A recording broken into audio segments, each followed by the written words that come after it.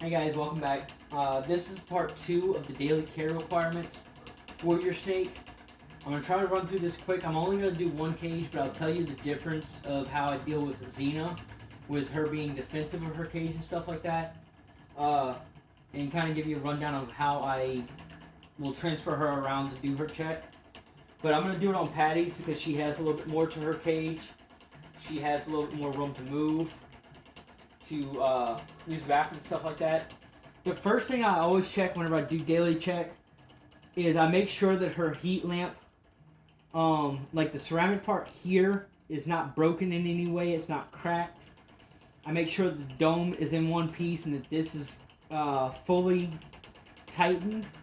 Best way to check your domes to make sure they're tight and stuff like that is to actually turn it off and then make sure that it's not loose. Also check your wire on the heat source. Make sure it's not frayed or anything or has any exposed parts to it. That can cause fires. It can cause electrical shorts, and it will cause the lamp or the heating pad to go out very quickly. With her enclosure, I have this little spot here. I'm actually going to slide it open for you guys to see. But with hers, if she was able to reach that, she can't open that. It's locked closed because of this latch here. Now, with her cage, it has a sliding lid. It has a pin to it. I just take the pin out and slide her cage open. If you guys notice right here, they've got these little lips and they got these little holes right here. Whenever you go to close their enclosure, please make sure it's secure, because if not, with that little hole or with these little lips, they will find their way under it and push it open and climb out. Patty, I luckily have never had that problem.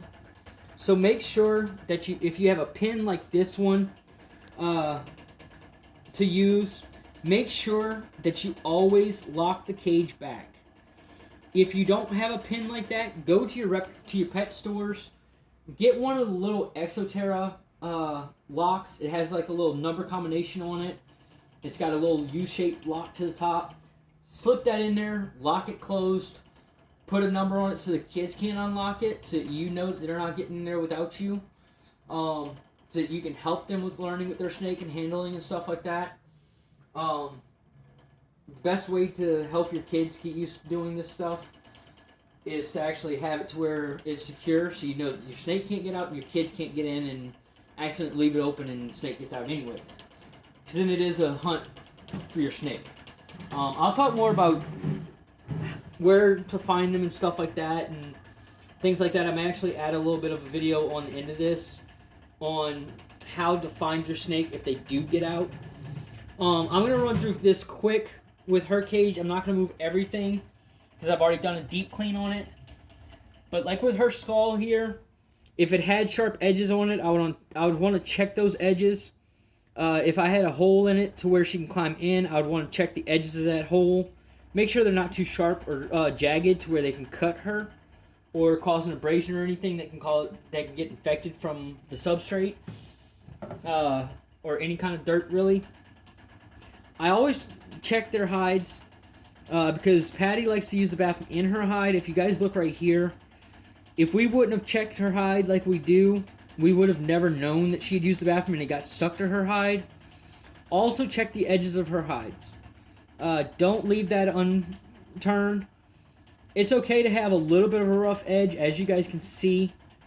But if it feels like it's too sharp, take it out, sand it down, file it down, whatever you have to do to get that sharpness away.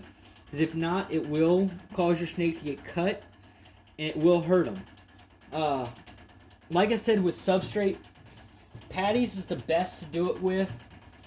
But if you guys look right here in my hand, that's cocoa husk and cocoa fiber. And then the substrate itself, like the wood chips, is Reptibark. With that dirt, if your snake has a cut on their body, somewhere, on their belly, on their sides, whatever, and that gets in there, that dirt's going to get in there, and that's going to cause your snake to get sick. Basically, whenever you're doing a spot check, just kind of survey the top of their enclosure. of their substrate, I mean, and make sure there's no excrements that you could see up close. Here's an example of some of Patty's pee that she had.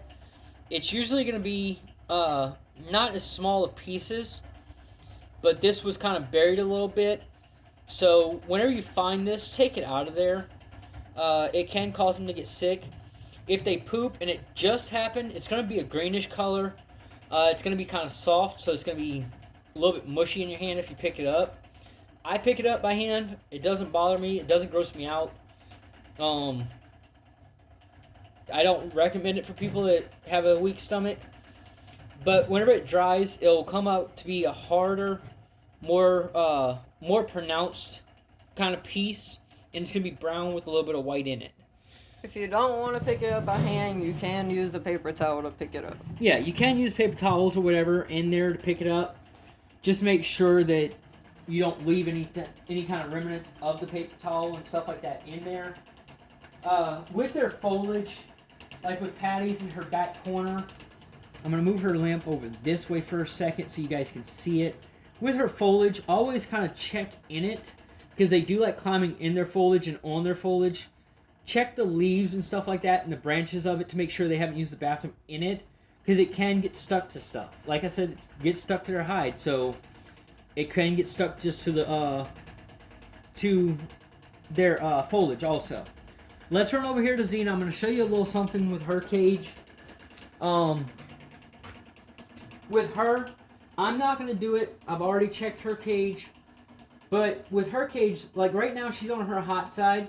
So the first side I would check is her cool side, because she's not over there. She's a defensive snake. Whenever you reach in, she does like to strike sometimes. She gets a little scared.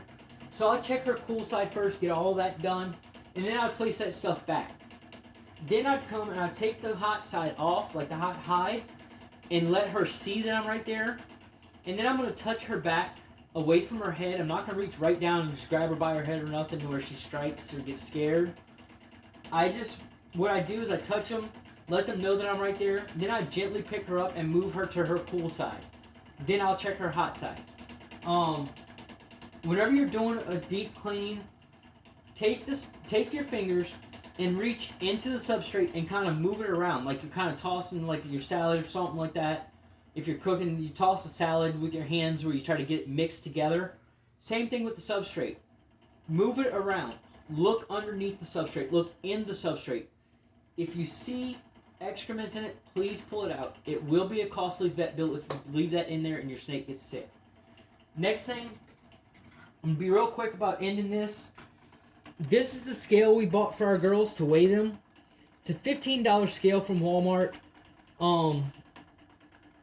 This was probably the best investment I made as far as this rescue goes, because I can weigh any of my reptiles that I get to make sure they're healthy and gaining weight properly. Let's see if it'll come on, if it wants to be nice to me today. There we go. It's usually pretty touch sensitive. As you guys can see, it's a digital kitchen scale. I barely even put my finger on here and it starts to read numbers. So it's very sensitive. It does read accurately. My girls, their weight is kept up with every week. Next, like I was talking about, is cuts and stuff like that from their decor or their enclosure. If they get cuts or anything, or abrasions, or you're dealing with scale rot, you're dealing with a burn, and you're told to use Neosporin on it, or antibiotic ointment. Best thing you can get is Neosporin, the original ointment. Do not get the pain reliever, Neosporin or antibiotic ointment. It has an extra medicine that can make your snake sick, and it's got like a menthol, which with us, we can feel it whenever we put it on because it kind of works to numb the pain. If your snake feels that, it's going to hurt them. So it's going to be uncomfortable for them. Get the original ointment, Neosporin. These guys are not paying me. Walmart doesn't pay me. Neosporin doesn't pay me. Reptibark and all of them don't pay me to say this. I'm doing this for you guys to give you ideas of what we use and how we use it. Xena here had what we we're not too sure if it was a burn or if it was the beginning of scale rot, but we treated her as if it would have been scale rot. We put Neosporin on it daily. She is healed now. I'm very happy with my girl's care and how she's coming along. I actually went to school for veterinary technician, so this is why the things that I use for the care of my animals, I recommend to you guys as a personal experience. I don't go off of, hey, I'm a reptile expert. I'm not. I still learn every day about new things. So I try to share those new things with you, and if I have a personal experience I feel that you guys would like to know about, I will share it with you. So keep in mind, these guys don't sponsor my rescue. They don't sponsor my videos. None of that. I don't expect them to. What I expect is that the stuff that I use and have personal experience hands-on with, that I use for my reptiles, that I can spread that news to you guys and hopefully help y'all with future ownership or with new things that you're learning about your snake. We're going to wrap it up from AIR. We're going to do our next video on proper handling and how to take them in and out of their enclosure. I'm actually going to use both my girls in that video because one is more laid back, one is more defensive. So we'll show you how it goes. Real quick, if you do have a defensive snake, do not pick up the hide from the front and the back. Please always pick it up from the sides. Yeah, because it will help protect you if they do decide to strike. If you pick it up from where they go in their hide at, that gives them a chance at that opening to lunge out and strike you. It's happened to me. It happened with her once where I was reaching in, grabbing out her water bowl. She seen my hand and tried to strike through where she enters her hide at. Can't stress that enough. Be careful how you approach your snake, if they're aggressive or defensive. Because if they feel threatened, they will let you know, and they will bite. I had a snake that bit me. He was cage aggressive, thought it was always feeding time. So I've had personal experience with being bit. That's why I try to educate you guys and try to help y'all from personal experience. I'm not saying this as a vet tech. I'm saying this as a personal reptile owner, as a personal handler of my own reptiles, and from personal experience. I've gone through everything I talk about. I have experienced it firsthand, and I want to spread that news to you guys and help y'all to learn and become better reptile owners or new owners. Thanks, guys, for checking it out. Next video coming up is going to be the proper handling. We'll see y'all soon. Thanks for checking it out. Bye, guys.